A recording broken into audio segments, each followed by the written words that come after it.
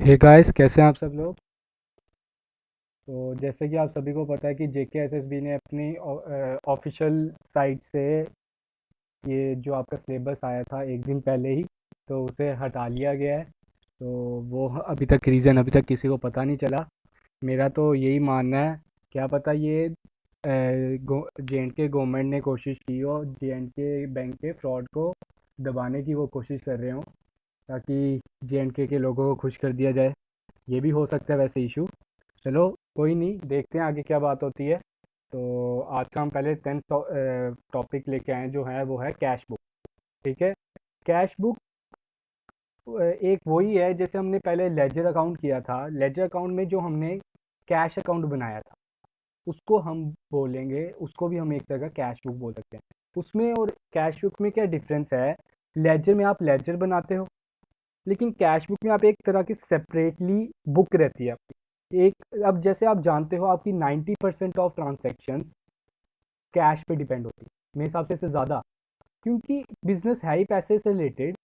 तो आप उस क्या करते हो, कैश बुक एक सेपरेट बनाते हो, उसमें आप सिर्फ कैश की ट्रांजैक्शन करते हो, एक तरह का आप उसे कह सकते हो कैश अकाउंट। ठीक है। तो बस इसमें यही डिफरेंट है, वो एक अकाउंट है और ये एक तरह की बुक है। तो आगे हम देखते हैं अब है क्या कैश बुक। पहले हमने जो आपको होमवर्क दिया था उसकी ये आपके पास आ गई जनरल एंट्री, होप कि सभी ने किया होगा। तो देख सकते हैं आपकी ये जनरल एंट्री क्या बोल रही है।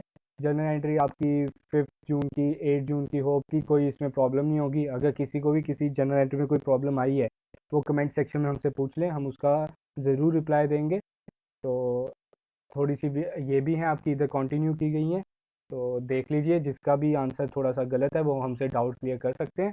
तो आज की वीडियो हम स्टार्ट करते हैं। कैश बुक के बारे में पहले मैंने लिखा है, cash book is the one in which all the cash receipts in which all the cash receipts and cash payments, including the funds that are deposited in the bank and funds which are withdrawn from bank, are recorded according to the date of transaction। ठीक है। Cash account में भी आप तो यही करते थे। Cash account में जितना पैसा आया वो रिकॉर्ड होता था, जितना पैसा गया वो रिकॉर्ड होता था। आपने मशीनरी खरीदी तो मशीनरी का जो पैसा गया, आपकी क्या होती थी एंट्री, मशीनरी टू, क्या एंट्री होती थी, मशीनरी टू कैश। आपका कैश गया तो आप कैश अकाउंट में क्या करते थे, बाय मशीनरी लिख देते थे, क्रेडिट साइड, है ना, क्रेडिट साइड ये वाली साइड लिखते थे ना, बाय मशीनरी। वैसे ही इसमें भी यही सेम ही है, जिसमें पैसा गया वो आपने डेबिट साइड लिख, सॉरी, जिसमें पैसा आया वो आपने डेबिट साइड लिखनी है। आप देख सकते हो जो कैश है आपका डेबिट साइड एसेट है, और एसेट का हमेशा आपका बैलेंस क्या रहता है, डेबिट बैलेंस रहता है। तो उसमें आपने ये चीज़ भी याद रखनी है, अब मैं ये नया कंसेप्ट भी बता रहा हूँ। जितने भी एसेट्स है जिनका बैलेंस डेबिट रहता है, उनकी जो डेबिट साइड होती है वो बढ़ने वाली साइड होती है। ठीक है। कैश कैश कैश जब जब आएगा तब आपने इधर एंट्रीज करनी है, जब जब आपका कैश जाएगा आपने क्रेडिट साइड एंट्री करनी है। मतलब आप एक तरह का कह सकते हो डेबिट साइड इज द, आगे मैंने लिखा भी है, debit side is the receipt side, debit is the receipt side आप बोल सकते हो इसे। और जो आपकी क्रेडिट है वो आपकी क्या है, पेमेंट साइड। ठीक है। ये भी आपसे पूछ सकते हैं एमसीक्यू में। तो इसमें साफ साफ लिखा भी वैसे, all the transaction which are recording the cash book has two sides, debit and credit. तो मैं एक बार फिर से बता देता हूँ, जो कैश बुक है वो कैश अकाउंट की एक तरह की आप कॉपी बोल सकते हो। बस इसमें फ़र्क क्या है, उसमें अकाउंट है और इसमें बुक है। ठीक है। और लेकिन इसमें क्या किया इन्होंने ना, इसकी टाइप्स भी रखी, कैश बुक की टाइप्स भी रखी। ये मैंने इधर इसकी टाइप्स लिख दी, single column, double column, triple column. अभी आगे बताएंगे single column, double column, triple column. जैसे नाम बता रहा है, ये नाम पे ही डिपेंड है। उसमें एक कॉलम होता है, इसमें दो कॉलम होते हैं और इसमें तीन कॉलम होते हैं। अब आप पूछोगे कि एक कॉलम किसका होता है, दो कॉलम में दो कॉलम किसके होंगे। टेंशन नहीं लो, हमने इसकी आगे बनाई हुई है प्रॉपर, इसमें मैंने वो डाली हुई है, इसका फॉर्मेट क्या रहता है। तो मैं ऐसे थोड़ा सा पहले बता देता हूँ। सिंगल कॉलम में, ठीक है, सिंगल कॉलम में आपका रहता है सिर्फ कैश अकाउंट, सिंगल कॉलम में सिर्फ कैश अकाउंट बनता है एक तरह।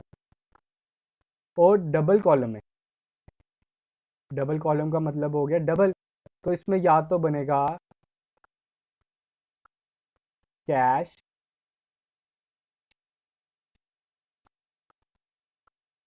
बैंक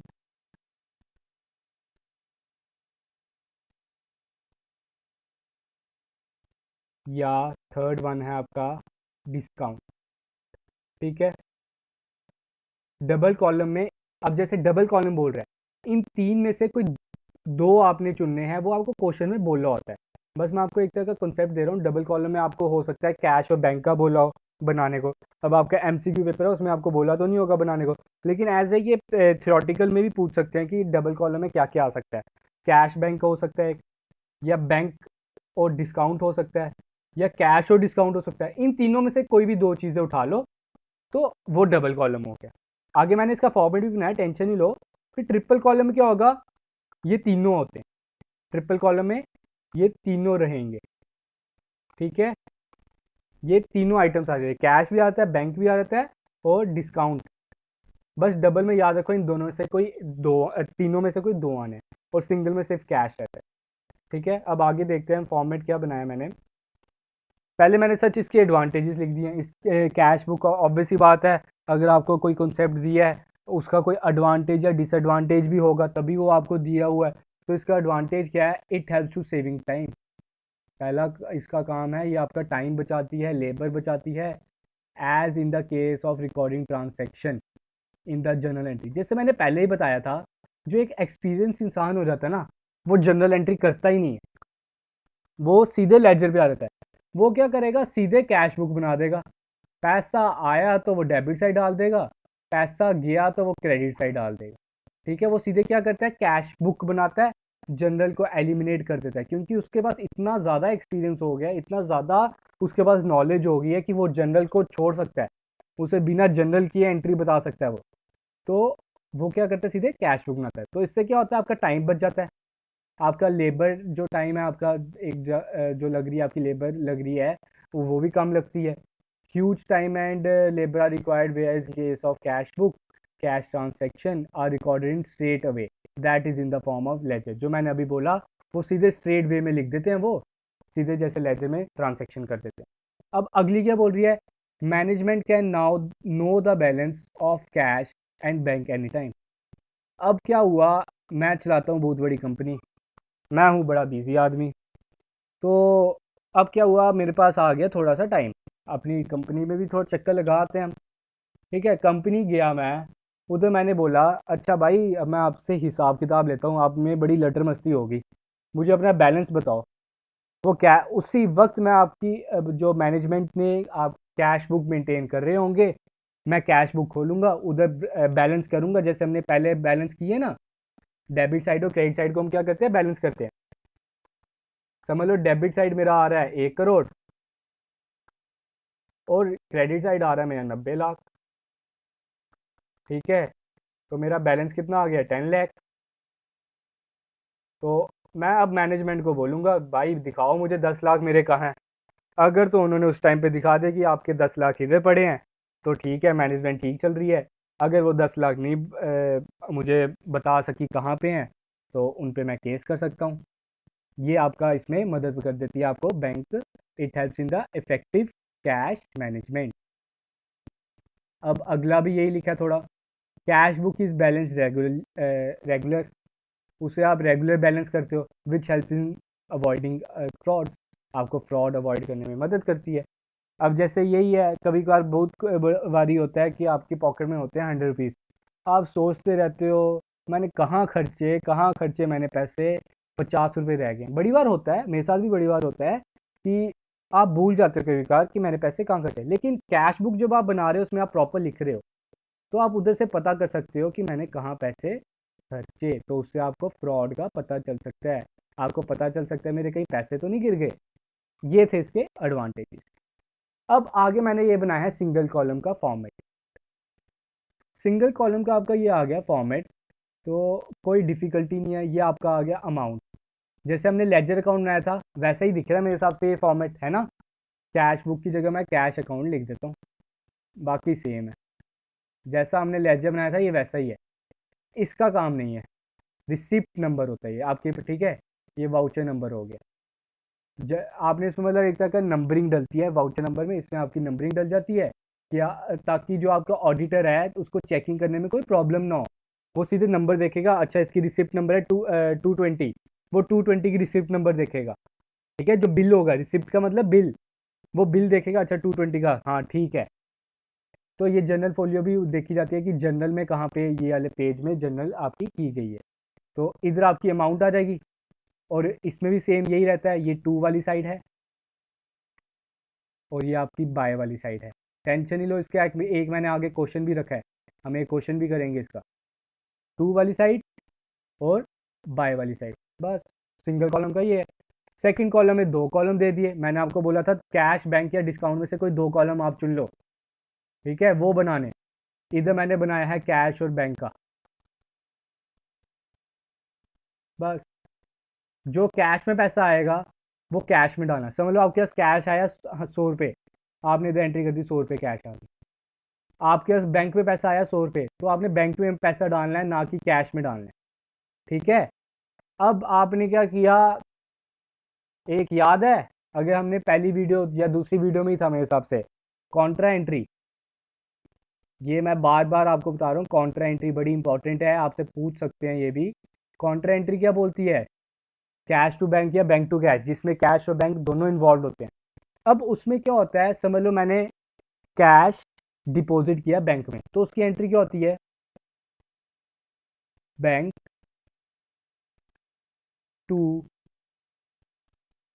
कैश, यही एंट्री होती है।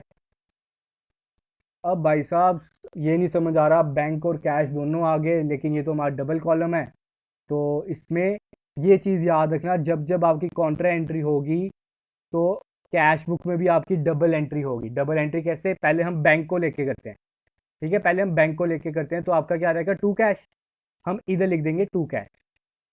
बैंक, समझ लो आप एक तरह का बैंक अकाउंट बना रहे हो, तो बैंक को छोड़ दो और टू कैश आपने इधर लिख दिया, 100 रुपीज़ आपने बैंक में डाल दी। अब टू कैश को पकड़ो, कैश को पकड़ो, तो बाय बैंक आ गया, बाय बैंक, ठीक है, बाय बैंक मैंने इधर डाल दिया कैश में अमाउंट 100 रुपये। और ये चीज़ याद रखना, इधर हम सी लिखते हैं, टेंशन नहीं लो, आगे क्वेश्चन भी है उसमें भी किया हुआ मैंने प्रॉपरली है, तो इधर भी मैं सी लिख दूंगा। ठीक है, ये चीज़ याद रखना, कॉन्ट्रा एंट्री की डबल कॉलम में दो एंट्रीज होती हैं, क्योंकि आपने उसमें कैश भी देखना है, बैंक भी देखना है, और इधर आप लेजर फोलियो में सी सी लिख देते हो, ताकि ऑडिटर को पता चल जाए सी इधर कॉन्ट्रा एंट्री हुई है आपकी। ठीक है, तो आगे ट्रिपल कॉलम है, डिस्काउंट, कैश और बैंक। अब इसमें मैं एक चीज़ बता देता हूँ, आपने एंड में, जैसे हम, आपको पता है हम क्या करते हैं, बैलेंस करते हैं, बैलेंस करते हैं ना, ये चीज़ याद रखना, कैश बुक में डिस्काउंट को आपने कभी बैलेंस नहीं करना। समझ लो इधर डिस्काउंट आता है 100 रुपीज़, और इधर डिस्काउंट आता है आपका 90 रुपीज़, तो आपने इसको बैलेंस नहीं करना, ये नहीं लिखना 10, इधर आपने बैलेंस कैरी डाउन नहीं लिखना। ठीक है, कैश और बैंक का लिखना एंड में, लेकिन डिस्काउंट का नहीं लिखना, ये इंपॉर्टेंट नोट है, ये नोट डाउन कर लो। अब आगे मैंने ये बनाया है, इसे आप निगलेक्ट कर दीजिए, ये वैसे मैंने सिंपल क्वेश्चन, ये नहीं है इतना, चलो आगे देखिए आप, ये देखिए, ये आपको मैंने ऊपर क्वेश्चन दिया है, और ये आपका आ गया आंसर, बैंक बैलेंस। इन्होंने पहले क्या बोला, बैंक बैलेंस। अब समझ लो 31 मार्च को आपके पास बैंक बैलेंस है 42,000, है ना, 42,000 है, तो वो बैंक बैलेंस आपका 31 मार्च के बाद अगला दिन कौन सा होता है, 1 अप्रैल को, 1 अप्रैल को भी तो ये 42,000 ही होंगे, तो आपने इधर लिख देना है by balance brought down, by balance brought down, bank में आपने लिख दिया 42,000, और कैश बैलेंस कितना है, 15,000, तो आपने इधर कैश में कैश का बैलेंस लिख दिया। अगला क्या बोला है, परचेज गुड्स बाय चेक, पहले आप इसकी कर लो जर्नल एंट्री, इसकी जर्नल एंट्री क्या होगी, परचेज टू बैंक, इसकी बाय चेक का पेमेंट कर रहे हो ना, कैश थोड़ी जा रहा है आपका, परचेज टू बैंक। अब इसमें बैंक आ गया, ठीक है, बैंक आ गया, तो टू बैंक को हम निगलेक्ट कर देंगे, तो बचा क्या, बाय परचेज, बाय परचेज आपका आता है इधर, और ये आपका आ गया बाय परचेज, और अमाउंट आपकी आएगी बैंक में कितनी, 12,000। ये लिख दी मैंने, कोई प्रॉब्लम इसमें, कोई प्रॉब्लम नहीं, ईजी है। Sale of good for cash, इसकी एंट्री क्या होगी, कैश टू सेल। कैश को आप निगलेक्ट कर दो, टू सेल, आपने इधर टू सेल घुसा दिया। मैंने आपको ये भी बताया था, ये आपकी है रिसिप्ट साइड, जितना पैसा आएगा इधर लिखना है, जितना पैसा जाएगा वो इधर लिखना है, ठीक है। ये पेमेंट साइड है। अगला है purchase machinery by cheque. Obviously बात है, पैसा गया होगा, आपने चेक से पैसा गया, इधर बाय मशीनरी लिख दो और अमाउंट आपने बैंक में डाल दी। Sold goods and receive cheque, आपने गुड्स सोल्ड किए और रिसीव किया चेक कितने का, 4500 का। तो आपने चेक रिसीव किया, 4500 रुपीज़ बैंक में आ गए। तो पैसा जब आता है आप कहाँ डालते हो, डेबिट साइड, है ना। Purchase goods from Mirula in cash, बड़ा अजीबोगरीब नाम है। तो आपने गुड्स परचेज किए इन कैश, आपने कैश में गुड्स परचेज किए, जब पैसा गया तो आप कहाँ एंट्री करोगे, इधर करोगे, ये आपने कर दी एंट्री। अगला है परचेज स्टेशनरी बाय चेक, और इधर आपने स्टेशनरी कर दी। बाय चेक है तो चेक में अमाउंट डालनी है, मतलब बैंक में डालनी है, ये चीज़ याद रखो। Cheque given to Rohit, Rohit को आपने चेक दिया, आपका पैसा गया, इधर रोहित नाम लिख दो और आपका बैंक में पैसा आ जाएगा। अब ये ध्यान से देखना, ये आपकी आ गई कॉन्ट्रा एंट्री, है ना। इसकी एंट्री क्या होगी, कैश विड्रॉन फ्रॉम बैंक, आपके पास कैश आया, cash account debit to bank. पहले आप किसी को भी पकड़ लो, पहले आपने किसको पकड़ना है, चलो कैश को पकड़ लेते हैं। कैश को पकड़ लिया, अगर आप कैश अकाउंट बना रहे हो, कैश को भूल जाओ, आपने किसको पकड़ना है अब, बैंक, टू बैंक है, इधर आपने लिख दिया टू बैंक, और टू बैंक में आपने कैश में अमाउंट डाल देनी, और इधर इन्होंने लिख दिया सी, सी से आपको डोनेट करता है कॉन्ट्रा एंट्री, ये चीज़ याद रखो।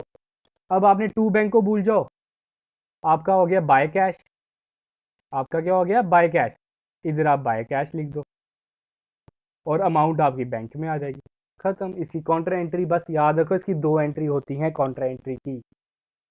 रेंट पेड बाय चेक, आपका रेंट गया चेक से, ये लिख दिया मैंने, चेक में बैंक में अमाउंट लिख दी मैंने। पेड सैलरी, जब उन्होंने नहीं लिखा आपका कैश गया कि बैंक गया है, आपने सपोज करना है it is given by cash, ठीक है। तो आपने इधर सैलरी लिख देना है और आपकी इधर कैश में माइनस होगा। अब आपने क्या करना है, डेबिट और क्रेडिट साइड का बैलेंस करना है। क्या करना है, डेबिट और क्रेडिट साइड का बैलेंस। डेबिट साइड का बैलेंस आपका आता है 15,000, 6,000 और 10,000 को प्लस किया, 25-31,000 आ गए थे। क्रेडिट साइड का अगर मैं कैश का, पहले कैश को ही पकड़ो, बैंक को नहीं पकड़ा मैंने, ठीक है। तो क्या, इधर का बैलेंस आ जाता है 17,400, 3,500। अभी इसको भूल जाओ, इसको नहीं कोई ऐड कर देना, क्योंकि ये तो आंसर है। 17,400 प्लस 3,500 आपका हो जाता है 17 प्लस 3 20, 29, सॉरी 20,900, 20,900 ये आंसर आ गया। अब 31,000 में से 20,900 हमने जब काटे, 31,000 में से 20,900 हमने जब काटे, तो आपका आंसर आता है 10,100 रुपये। तो ये आपका बैलेंस में लिख दिया, जैसे हमने कैश बुक में किया, ये वैसे, सॉरी कैश अकाउंट में किया, ये वैसा ही है। अब बैंक का भी आपने ऐसे ही करना है, ठीक है। ये आपका आ गया बैंक का बैलेंस, इसमें से आपने ये वाले माइनस करने हैं, बस लास्ट वाले को छोड़ दो क्योंकि आंसर ही वो है। जब आप माइनस करोगे तो आपका आंसर आएगा ये, तो ये बैलेंस है। ये जो बैलेंस है आपने बाद में इधर लिख दिया, अगले साल, अगले डेट को देख लो, ये 30 सितंबर था, सितंबर के बाद अक्टूबर आ गया आपका भाई, है ना। तो ये आपका अगला महीना स्टार्ट हो गया इधर से, बस आपका यही था बैलेंस। एंड में आपने बैलेंस करना होता है, कॉन्ट्रा एंट्री का कॉन्सेप्ट याद रखो, और कॉन्ट्रा एंट्री की दो एंट्रीज होनी है। और इसमें मैं एक और चीज़ बता दूं, अगर आपको बैंक बैलेंस इधर दिया है और ब्रैकेट में लिखा है क्रेडिट, कैश कभी भी क्रेडिट लिखा होगा तो वो क्वेश्चन गलत है। अगर बैंक बैलेंस क्रेडिट लिखा है तो वो आपका होगा ओवरड्राफ्ट। क्या होगा, ओवरड्राफ्ट। तब आपने बैलेंस लिखना है इधर, बाय बैलेंस, ठीक है, 42,000, तब आपका बैलेंस आता है इधर। ना कि डेबिट साइड, तब आपका ये वाला बैलेंस नहीं आता। अगर उन्होंने क्रेडिट लिखा होता, या तो उन्होंने ओवरड्राफ्ट लिखा होगा या तो क्रेडिट लिखा होगा, बस आपने फिर क्रेडिट साइड बैलेंस डाल देना है। ठीक है, आगे मैंने इसके की पॉइंट्स भी बनाए हैं। इसके की पॉइंट्स क्या है? पहला की पॉइंट बड़ा मोस्ट इंपॉर्टेंट है। क्या कह रहा है? Only those entries are passed in which cash is involve. जिसमें कैश इन्वॉल्व है वही आपने इसमें एंट्री पास करनी होती है। The credit transaction is not recorded. Obvious सी बात है, आपने किसी से सामान खरीदा क्रेडिट पे, इसकी एंट्री क्या होगी? परचेज टू शाम। इसमें तो कैश आया ही नहीं, फिर मैं कैश में एंट्री क्यों करूं? मतलब इसमें आपकी कैश बुक में ये वाली एंट्री नहीं होती, जिसमें आपका कैश इन्वॉल्व ही नहीं है, जिसमें आपका बैंक इन्वॉल्व ही नहीं है, उसमें कैश बुक में एंट्री नहीं होनी। अगला क्या बोल रहा है? अगला शायद से मैंने बता भी दिया, अगर नहीं भी बताया देख लीजिए। The discount column is not to be balance. हाँ, बताया था ये मैंने। डिस्काउंट कॉलम को आपने बैलेंस कभी नहीं करना। डेबिट साइड अगर 100 आता है तो 100 ठीक है, क्रेडिट साइड 50 है तो 50 ठीक है, दोनों का टोटल लिख दो, खत्म। उसको बैलेंस नहीं करना, याद रखना। Receipts are recorded in debit side और पेमेंट्स ऑन क्रेडिट साइड। ये चीज़ भी याद रखो, जो जो पैसा आया डेबिट, जो जो पैसा गया credit. Cash book cash column must show debit balance. जो मैंने अभी रिसेंटली बोला है पहले कि कैश कॉलम का मस्ट शो डेबिट बैलेंस। कभी आप ये बोल सकते हो कि मेरी पॉकेट में -50 रुपीज़ पड़े हैं? बोल सकते हो? नहीं। तो क्रेडिट बैलेंस का वही मतलब हो गया कि -50, तो वो चीज़ कभी हो ही नहीं सकती कि कैश। लेकिन बैंक में आपका -50 हो सकता है by the way of bank overdraft. आपने ज़्यादा पैसा विड्रॉ कर लोगे तो वो उससे आप क्या बोलते हो? बैंक ओवरड्राफ्ट, और उसका आपका बैलेंस माइनस में हो सकता है। ये चीज़ याद रखो। The transaction in which both cash and bank involve is known as contra entry. ये चीज़ भी याद रखो। मैंने कितनी बार बोल दिया, पिछली 2-3 वीडियोस में शायद से मैंने बड़ी बार बोल दिया हुआ है। अब ये मेरी 3rd-4th वीडियो है जिसमें मैं बता रहा हूँ। ये आप गेम के नाम से याद रख सकते हो। जिसने नहीं खेली एक बार सर्च करके खेल लें, बड़ा टाइम है अभी, खेल सकते हो। थोड़ा सा एंटरटेनमेंट भी होना चाहिए। तो बहुत कैश एंड बैंक इन्वॉल्व जिसमें होता है वो कॉन्ट्रा एंट्री होती है, और 2 ही कॉन्ट्रा एंट्री होती है हमारी पूरी अकाउंटिंग हिस्ट्री में, बैंक टू कैश और कैश टू बैंक। होप कि आज आपने हमारा लेक्चर एंजॉय किया होगा। और ये मैं बता दूं कि हमने इकोनॉमिक्स की वीडियो IG कॉमर्स क्लासेस पे डाल दी हैं, तो उधर बच्चे देख सकते हैं। Thank you and have a nice day.